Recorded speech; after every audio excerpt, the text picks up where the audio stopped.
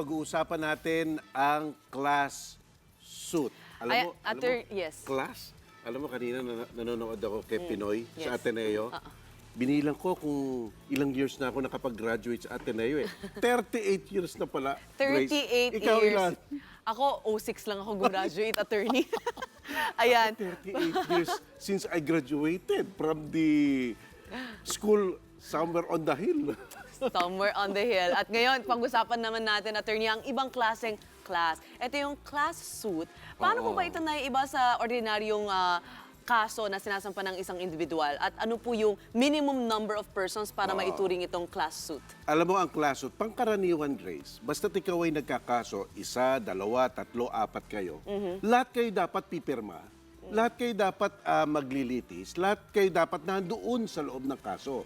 Kaya lang ang class suit, sinasabi ng ating rules of court na kung merong isang common interest or general interest at napakadami ng sangkot, napakadami ng maapektuhan na hindi mo pwedeng iligay sa loob ng isang hearing, pinapayagan na ang isang representative na grupo pwedeng mag-file ng kasong ito. Pero yung representative na grupong yon dapat talagang yung number nila talagang representative nga o kinakatawan nga yung napakadaming class na maapektuhan.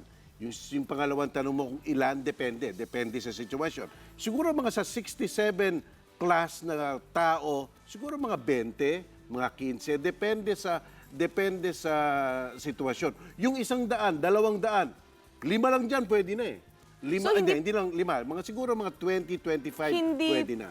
Porket may 2 o 3 magsasampa ng parehong kaso, pwede na itong maituring na class suit. Hindi. Kailangan more than that. Yes, oo, hindi. Kailangan more than that, siguro mga enough to be proportional to the class. Ika nga. At saka dapat meron lang silang isang cause of action. Hindi ibig sabihin lahat sila merong mga hiwalay-hiwalay na ginigiit. Dapat isa lang ang ginigiit nila doon sa kanilang dinedemanda. So, ano yung pagkakaiba nito, attorney, sa isang consolidated cases o mga kasong pinagkaisa ng korte? Ayun na nga, doon sa pinagkaisa, maaaring kanya-kanya silang ginigiit.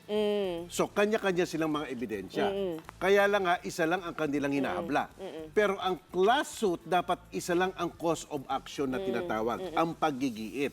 O halimbawa natin, para mas malinaw tayo, Grace, halimbawa sa isang lugar may isang right of way. Ang isang tao, no, binigyan niya ng right of way ang buong town para kasi yun lang ang lalabasan at papasukan doon sa lugar na iyon. So isa lang ang igigiit ng mga tao para kami makapasok, para kami makalabas. Wala nang iba pang igigiit.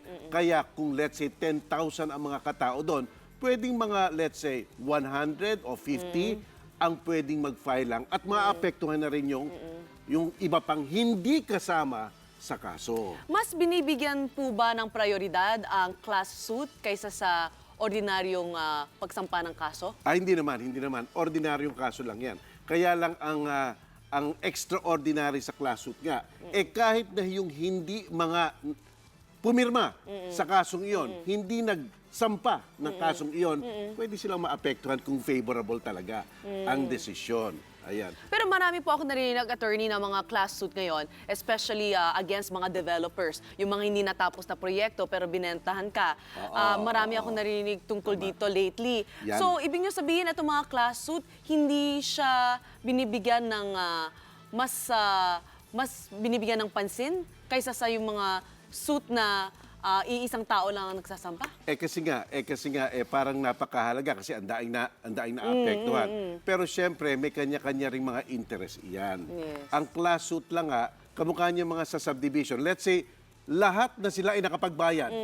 Hindi na ibinibigay yung titulo, hindi inililipat. Pero lahat sila nakapagbayad. Ayan, pwedeng i-class suit yan. Kasi isa lang ang ginigiit nila. Pero hindi naman ibig sabihin na bibigyan sila ng pangunahing importansya ng isang korte. Kasi ang korte minsan talaga kinakalendar ang kaso ayon sa naunang magkalendar. Maliban na lang doon sa mga sinasabi ng batas na dapat ligyan ng preference.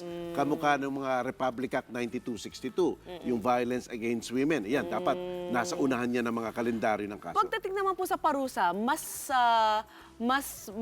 malaki ba o mas mahaba ang magiging sentensya ng isang sangkot sa scam na sasampahan ng class suit? Wala naman, hindi naman. Wala. Ano lang yan? Ang class suit lang ay ang pagpapahalaga sa isang common interest na ginigiit ng napakadaming tao na pwede para magkaroon nga ng free access sa korte o mahusay o smooth litigation, pwedeng ihain ng representative class para nga sa pangkalahatan. Ayan. Maraming salamat, attorney. Starting Maraming our salamat, Monday Grace. morning informative with you. Be sure to come back. Use 5 everywhere. Copyright 2016.